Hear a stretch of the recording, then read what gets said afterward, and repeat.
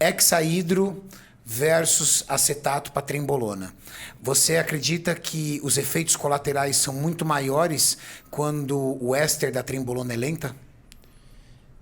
Não dá para dizer que é muito maior. Mas dentro do seu estudo, Dudu, você é um cara inserido nisso desde da sua iniciação científica. Você participou de fóruns, você viu quadros clínicos, esse WhatsApp que eu recebi aqui do Kaminski, que você recebe o tempo todo de várias histórias, trocas de informação. Então, saindo um pouco do que os livros e do que os artigos dizem e entrando um pouco na tua experiência profissional que você tem de tantos anos aí, como na área bioquímica e com preparação de atletas.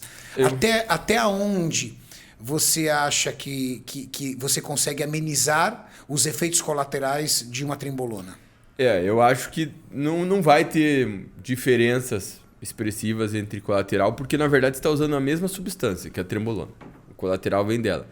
Então, se o éster libera mais rápido ou mais lento, se isso pode causar mais colateral, normalmente isso pode quando você tem, por exemplo, um cara que está usando testosterona. E ele faz uma aplicação muito intervalada. Então, vamos dizer que ele aplica propionato 1 ou 2 vezes na semana. Aí ele tem um pico de testo e tem uma queda de testo. Ele pode sentir um pouco nessa queda de testo colateral, mas porque ele intervalou demais. Mas se o cara, por exemplo, está usando ali determinado hormônio e está com um nível que não está oscilando tanto no sangue, não deveria ter efeito colateral expressivo. E aí os atletas, às vezes, já vi atleta relatar, mas eu não confio muito.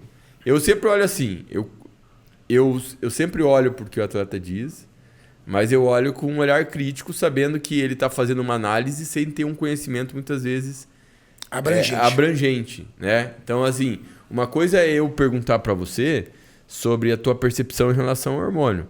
Eu sei que você é um cara que estuda e que tem noção das coisas.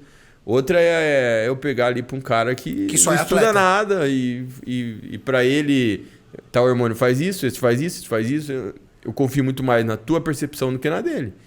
Então é o que eu vou levar em consideração, é muito mais o que um atleta experiente que tem um certo grau de instrução fala do que um atleta que não tem instrução nenhuma. Não é que ele não...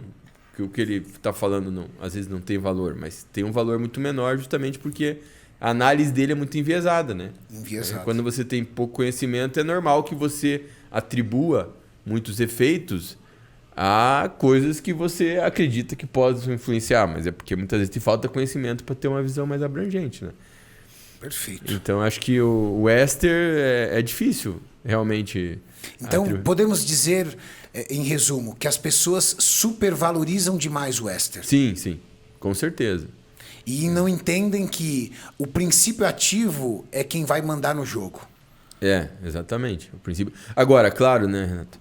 Por exemplo, o acetato trembolona, em comparação com o enantato, ele tem uma concentração de trembolona maior.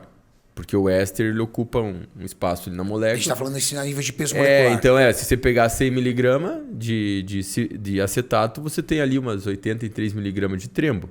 Se você pegar o enantato, você vai ter umas 72 mg de trembolona. Então você tem um pouco mais de hormônio. Então, nesse sentido, isso já muda demais o jogo. Né? Porque a gente está falando de um cara que às vezes usa 500 mg na semana. Exato. Aí ele pode baixar de repente de 500 para 300. Para 400 do ativo mesmo. Sim.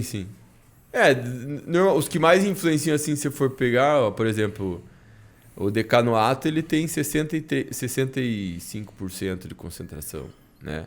O propionato tem 80%, né? Você perde aí uns 15%. Então, dependendo da quantidade, você tem uma mudança perda expressiva. Né? Legal.